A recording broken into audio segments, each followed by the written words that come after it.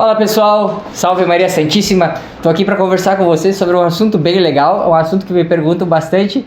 Então eu acho que com certeza a quem interessa esse assunto vai ser legal. Pessoal, eu quero falar sobre como é que aparece, como é que surgem as pessoas que são sem noção, aquelas pessoas sem noção, folgadas. Como é que surge, gente? Bom, o meu propósito é falar sobre a educação dos filhos. Então, uma coisa calha na outra e você vai ver por quê, tá, pessoal?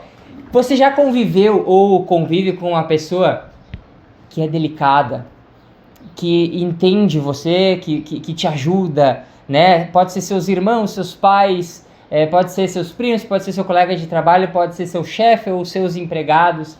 E essa pessoa tá sempre na dela, quietinha, é uma pessoa que convive, mas que ela percebe que precisa fazer o seu trabalho, faz todo o seu trabalho, não deixa para trás, né? Te ajuda quando percebe que você precisa de ajuda, te percebe quando você tá mal. Tem N pessoas ao nosso redor que são assim. Essas pessoas são as pessoas com noção, pessoas que não invadem o seu espaço, são pessoas que não afetam você. Não que a gente seja intocado, tá, pessoal? Não que a gente tenha que viver numa redoma em que ninguém perturbe. É normal que existam pessoas no meio termo, que perturbam um pouco, mas que são, na maior parte do tempo, com noção. O problema é que tem pessoas muito sem noção. Existem pessoas desagradáveis, aquelas pessoas folgadas de fato, né? Se é um colega de trabalho, está sempre deixando a parte dele meio para trás, faz mal feito, você tem que ir lá cobrir, né? Você acaba tomando uma bronca do patrão porque a pessoa faz mal e você ou faz o seu e faz o dela, ou então a bronca vai ser para ambos, né? Tem aquela pessoa que você tem alguma coisa e a pessoa acha que sempre aquela sua coisa é dela também. Às vezes você vai dividir, às vezes você vai emprestar, mas dividir e emprestar o tempo todo não dá, né? É falta de ser mancó, a pessoa não se toca, né? Tem aquela pessoa que te visita na hora em que você está cansado, ela sabe que você trabalha 12 horas por dia e quando deu 7 horas da noite que você chegou na sua casa, a pessoa vem e precisa de favores, né? Toda hora precisando de ajuda, de conversa, toda hora querendo te visitar e você precisa descansar, você tem outros afazeres, só tem aquele tempo que te restou e a pessoa tá lá. Nossa, como tem gente assim. Mas como é que essas pessoas surgem? Eu tenho uma crença, gente, baseada em cima deste conhecimento empírico, que é ser pai de 3 crianças, de que tudo começa lá na infância. E pais sem noção criam filhos sem noção. E muitas vezes pais que têm noção, mas que são relapsos, desligados ou pouco participativos, também criam filhos sem noção. Hoje em dia é muito comum, dado a essa mistura de conhecimento que tem por aí, esse excesso de cuidado que as pessoas têm e a falta de uma, vamos dizer assim, de uma maior fecundidade, né? Porque o pessoal acaba sendo infecundo porque provoca isso através de métodos contraceptivos, né? Ou seja, os pais têm poucos filhos, a falta de ter mais filho faz com que a gente tenha um filho ou 2 no máximo e dê para eles tudo, porque acaba sendo fácil. Mas como que eu vou ter 3, 4, 5 filhos? Como é que eu vou pagar a faculdade? Olha o custo que é, olha a fralda, olha o leite em pó. Meu querido, Deus provém. Porque a gente acaba trabalhando a mais, a gente acaba se dedicando mais, a gente acaba deixando mais coisas que não tem importância de lado quando você tem coisas mega importantes para fazer que são relacionadas aos seus filhos.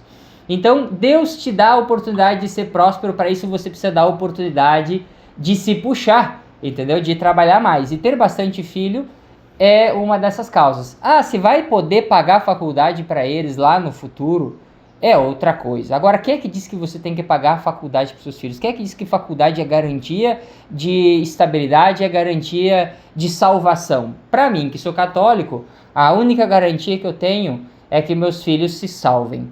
Porque depois que essa vida acaba e ela é bem curta, existe a vida eterna. E essa vida eterna é para poucos, porque a maior parte das pessoas não está nem aí para isso, né? Tá preocupado realmente em faculdade, porque a faculdade vai dar condições financeiras. O que adianta você ganhar o mundo se você perder sua alma? Isso é o que eu pergunto. Então, as pessoas sem noção, elas são necessariamente, normalmente, crianças sem noção. Crianças que foram criadas sem o devido limite. Eu e a minha esposa, nós cuidamos para que os nossos filhos sejam criados observando as virtudes. E aí você pode falar sobre as 7 virtudes cristãs, você pode falar sobre as 4 virtudes cardeais. O importante é que você saiba o que são virtudes, dê uma estudada nesses pontos. E que você zele por isso, tá? Observar as virtudes não pode ser colocar a criança num cárcere, tá? Porque tem pai e mãe que nunca deu uma palmada no filho, mas que cria a criança dentro de um cárcere mental, onde nada pode, ela não pode tocar nada, ela não pode misturar 2 alimentos, ela não pode fazer absolutamente, ela não pode encontrar, ela não pode absolutamente nada, porque tudo vai repercutir num mal terrível para a criança. Eu conheço crianças que nunca tomaram uma picadinha na orelha, nunca tomaram uma palmadinha na bunda e são medrosas, Não é disso que a gente está falando, você tem que cuidar para não colocar uma redoma mental na sua criança. Maltratar fisicamente uma criança também é abominável. Eu jamais faria isso, jamais bati num filho meu em qualquer parte onde possa provocar trauma. Eu sim dou lá uma beliscadinha na orelha quando precisa para quebrar o padrão da criança, porque às vezes a criança está num padrão mental do Saci Pererê, e você precisa chegar e... criança dá aquela quebrada de padrão mental, entende que é alguém superior a ela, porque existe hierarquia, tá? Quem nega a hierarquia, nega a própria humanidade, a própria natureza humana, nega inclusive a natureza espiritual, pois nós temos lá em cima Deus, né? A Santíssima Trindade, depois vem a Virgem Maria, depois vem São José, depois vem os santos, depois vem os anjos, e depois nós que somos completamente falíveis, nós quando morremos apodrecemos. Tá? Então há uma hierarquia absolutamente em tudo o que existe, e negar a hierarquia é negar a própria natureza das coisas. Como é que nós fazemos então? Nós observamos as virtudes, cobramos das crianças virtudes e procuramos dar liberdade para elas em tudo, excesso naquilo que tange as virtudes. Elas não podem desobedecer ou desrespeitar as virtudes. Por exemplo, obedecer pai e mãe é uma virtude. Tá? Eles precisam compreender desde pequenininho que aquilo que o papai manda, aquilo que a mamãe manda é para ser feito. Então, quando nossos filhos têm 8 meses, 9 meses, estão engatinhando e eles querem mexer numa tomadinha, por exemplo, por mais que tenha proteção, a gente precisa ensinar que não é para mexer, porque daqui a pouco você vai na casa de um parente que não tem a proteção e a criança vai lá mexer. Como é que você faz? Você dá uns tabef na criança? É lógico que não. A criança tem 8 meses, 9 meses, ela não vai compreender, você vai estar só maltratando a criança. Mas você faz o quê? Tira a bunda da cadeira, é o tal do TBC, gente. Você se levanta, vai lá, pega a criança e leva para outro lugar. Ela vai voltar lá. Você vai, pega a criança e leva para outro lugar. E você repete isso quantas vezes precisar, até que a criança compreenda, né, através do empirismo, que aquilo ali não é legal. E se for preciso, você vai dar um cutucãozinho ali na orelha da criança na hora que ela está colocando a mãozinha, porque ela vai sentir aquele beliscãozinho e ela vai entender. É como se ela tivesse tomado um choque, só que não um choque da tomada, né? Ai, mas coitadinha da criança. Gente, eu prefiro isso do que ela uma hora tomar um choque e morrer na hora, dura ali, sequinha. Você já imaginou? Então, é questão de zelo, né, gente? Enfim, com 8, 9 meses você já pode começar a fazer isso. Mas é colocar o seu corpo em funcionamento e não ficar numa cadeira longe dizendo: sai, nenê! Sai, nenê! Porque isso é péssimo, é terrível, é de uma preguiça, é de uma falta de respeito com os outros. Porque a pessoa fica: sai, nenê, não, nenê, não, que você esvazia a palavra. A criança com 2 ou 3 anos, ela ainda não sabe se o não é sim, porque muitas vezes você diz assim: você não vai mais fazer isso, e a criança faz... Ela na verdade, ela está dizendo que sim, não vai mais fazer isso, mas você não sabe se ela está dizendo sim, eu vou continuar fazendo isso. Então, como é que você vai ficar com não e não e não? Se você quer dizer não, então coloca mais informação. Não é para fazer isto, e remove a criança dali. Não é para fazer isso, remove pela segunda vez. Não é para fazer isso, remove pela terceira vez. E se precisar, você aplica uma pena física, mas não precisa ser não pode ser com raiva, tá? Quando você fizer bater numa criança, por mais que seja uma palmada na bunda, ou der um beliscãozinho na criança, e fizer isso com raiva porque você está me incomodando, é porque a criança já passou de todos os limites, e você não pode deixar que a criança passe dos limites, você precisa corrigir com limite. Por exemplo, eu e minha esposa, nós damos ordens para as crianças quando necessário. Quando absolutamente necessário. Se for coisa leve, a gente vai lá, tira, não fala nada. Se for alguma coisa necessária, uma coisa mais grave que a criança está fazendo, o irmãozinho está batendo no outro, né? Aí faz um som, normalmente faz um psh, né? Que é bem seco, áspero, quebra o padrão mental da criança. A criança já fica, ué, não faça isso, não repita isso, não bate no irmãozinho, tá? E de preferência você se move e vai até lá. Tira, separa e mostra, né, para que a criança veja com os olhos, já que ela ainda não entende não, sim, não, sim. Você precisa não pode ter preguiça na hora da educação dos filhos. Se a criança não nos obedecer na primeira, na segunda, terceira vez, aí sim, dificilmente chega na terceira, tá, gente? Dificilmente chega na terceira porque esse método funciona na primeira ou na segunda, tá? Então, por exemplo, você quer que a criança ouça o seu apelo. Quer que você, por exemplo, você está num lugar cheio de gente, você quer que a criança ouça o seu apelo e que pare de fazer uma certa bagunça. Ela precisa estar mais ou menos acostumada que isso aconteça em casa. Tem gente que pensa que só vai precisar corrigir a criança quando estiver lá no meio da praça com um monte de gente no evento, ou num culto religioso, numa missa, né, ou num evento, ou na casa das pessoas, né? É ali que ela não vai te obedecer, porque ela está acostumada assim em casa, tá, pessoal? Então tem que ter essa noção de preparar a criança e cuidar que a criança faça tudo o que você precisa fazer em casa. Na nossa casa, as crianças cumprimentam as pessoas que chegam e dão tchau para as pessoas que vão embora. Quando a gente chega na casa dos outros, as crianças cumprimentam as pessoas que estão nos recebendo e dão tchau quando a gente vai embora. Não tem lugar das crianças na mesa e nem lugar das crianças no sofá. Os adultos têm sempre prioridade.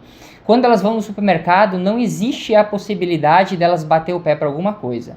Não existe. Sabe por quê? Porque a gente não deixa elas bater o pé em casa. Simplesmente a criança, quando tem impulsos, com 2 anos, 3 anos, tem impulso de raiva porque quer alguma coisa, a correção tem que ser instantânea. E você não precisa bater na criança, você não precisa, porque quem bate em criança normalmente é quem está com raiva, tá? Eu faço sim algumas correções, muitas vezes com palmada, mas é uma palmada bem dada para arder e quando a criança passou dos limites. Tá? Porque é necessário quebrar o padrão mental dela. Jamais bateria na cabeça, jamais daria um cascudo, jamais daria um chute na criança. Isso é coisa de gente lesada. Tá, gente? Pai e mãe responsável dá uma boa palmada e quem é contra a palmada é contra si próprio. É contra a própria evolução da humanidade. Tá? A criança precisa de limites e muitas vezes ela precisa aprender a se frustrar, né, com esses limites, e é importante muitas vezes a palmada, um pegãozinho na orelha, não é para puxar a orelha da criança sim, porque isso faz mal, mas uma apertadinha aqui, não machuca, não deixa marca, não cria trauma. Essa história de trauma é bobagem, né? Tem pais que não executam porque tem medo que a criança fique com raiva, vai jogar na cara quando é adulto. A criança precisa de limites. A criança, quando é rebelde, é malcriada, é inoportuna, é porque ela está protestando por limites. Ela está pedindo, pai, mãe, diga para mim parar de uma forma eficaz, porque eu não aguento mais continuar fazendo aquilo que eu quero, eu não sei o que eu quero. A criança não sabe o que quer. A criança não vai saber o que quer. Tem muita gente que diz assim, mas as crianças de hoje sabem tudo, elas fazem tudo, nossa, elas gravam áudio, meu Deus, com esse computador, elas estão vivas. Mas não crê que a criança possa entender que você sentar ao lado dela e dizer assim, você não faça mais isso com a sua mãe, porque você magoou a sua mãe, porque você chateou a sua mãe, você fez algo muito feio, o anjinho da guarda está chateado com você, Deus lá no céu está chateado com você, olha o que você fez. Você pode conversar assim com uma criança de 3 anos, você pode conversar isso com uma criança de 5 anos. Ora, você acha que ela aprende mexer em celular e gravar vídeo e áudio como? Através da sua própria inteligência, através dos seus próprios talentos. E você acha que ela não vai ter talento para te compreender? É lógico que vai demorar para ela assimilar algumas coisas, mas você vai sempre conversando, você vai sendo uma pessoa proativa, você não é preguiçoso, você não é um pai preguiçoso. Vou dar um exemplo para vocês para concluir esse vídeo. Na nossa vida com 3 crianças, a gente nunca deixa de ir à missa com os 3, nunca, jamais. E vamos todos os finais de semana porque nós cumprimos o preceito, o ensinamento da igreja. E também porque nós sentimos saudade de Cristo, nosso Senhor, que está presente e vivo no altar através da Santíssima Eucaristia. Como é que eu posso viver sem Ele? É o único momento, a coisa mais importante da nossa vida é nos encontrar com Cristo. Ele nos deixou o pão vivo no altar através das mãos do sacerdote né? E aí a gente relega, dá importância a outras coisas. Isso é um tiro no pé, um tirambaço no pé. Eu não consigo entender como as pessoas não pensam nisso. Então nós não deixamos de ir à missa, não deixamos de levar as nossas 3 crianças para que eles aprendam desde pequenininhos o que é a importância, o sentido e o costume de ir à missa. O que ocorre? Ocorre que as pessoas se admiram, nos falam toda hora, o tempo todo, mas como que vocês têm 3 crianças e elas ficam paradinhas, quietinhas e comportadas? Uma de quase 6, um de 3 e pouquinho, outro de 8 meses, 7 meses, né? Enfim, está tendo para quase 9 agora, durante todo esse tempo. O que ocorre é que no tempo em que eles começam a sair do bebê conforto, né, que é lá pelos 6, 7 meses, 8 meses, depois disso 9 meses, 10 meses, um ano e pouco, até caminhar, até quase 2 anos, a criança ela não se governa, ela tem vontade de mexer em tudo, ela tem vontade de correr, ela tem vontade de fazer de tudo. O que ocorre é que a criança precisa aprender que em alguns momentos ela não pode fazer todas essas coisas. E como é que a criança aprende isso? Através da prática e da repetição. Então, quando eu faço meus filhos dormir todos os dias no mesmo horário, é importante que isso tenha, que exista uma dinâmica, né? Que exista uma prática diária, até me fugiu a palavrinha mais correta para dizer isso, né? Mas enfim, que eles estejam acostumados. Chegou aquela hora, vem pro meu colo, eu, pai, né? Porque a mãe às vezes não tem braço. Eu, pai, é função de pai, né? Pai que não faz isso, não cumpre com a sua função, depois não adianta reclamar. São os grandes culpados, muitas vezes, do sem noção que estão por aí, pais que acham que tudo é serviço da mãe, tá? Eu faço o meu papel de pai, eu contribuo direto, com o pouco tempo que tenho, porque trabalho 12 horas por dia dentro do meu estabelecimento, com o pouco tempo que eu tenho, eu contribuo diretamente no banho, na educação, sou eu que dou a última palavra, sou eu a quem eles respeitam mais, porque no colo da mãe eles encontram amor, afabilidade, eles encontram lá carinho, não que não encontrem no meu, mas o pai é mais áspero, o pai é mais rígido. Então, eu jamais deixo que as crianças levem brinquedo para missa. Nós não levamos brinquedo para missa e nós não deixamos que eles vão para o chão engatinhar desde aquele momento. Pensa que uma criança se estaqueia, empurra, bota os pés, bota as mãos, puxa a barba, puxa a orelha, puxa, se baba, mete a mão dentro da boca enquanto você está ali, mas você está prestando atenção na missa, você está ali naquele espaço público de silêncio e a criança com 8 meses, 9 meses, ela não tem noção. Então o que eu faço? Firmeza nos braços e criatividade. Joga lá pra cá, joga lá pra lá, mexe com a mão, brinca em silêncio, devagarinho, sem provocar algazarra, sem provocar alarde. É muita criatividade.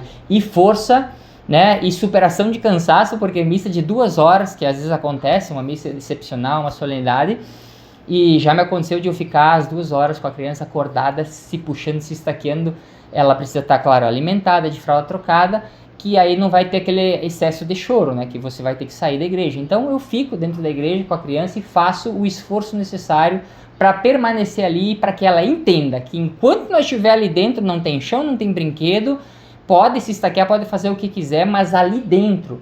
Gente, você começa isso aos 6, 8, 9 meses, quando a criança tiver 1 ano e meio, ela já sabe, você chega na igreja, ela já sabe que ali é um lugar em que ela vai ficar quieta, não tem o que fazer, não tem liberdade, não foi lhe dada opção, não há concessão, nunca dê concessão para que a criança saia caminhando pela igreja.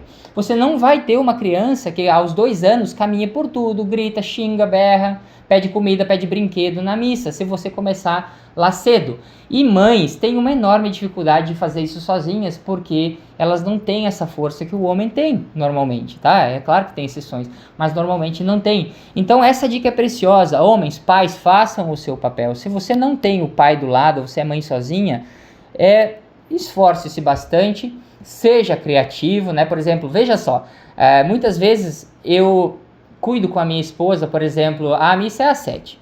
Então eu sei que a criança dorme de tarde. Eu procuro cuidar para que a criança durma até mais ou menos umas 2 horas antes da missa. Acorda a criança, deixa ela brincar bastante, alimenta bem a criança, dá banho na criança, troca a fralda da criança e o que acontece?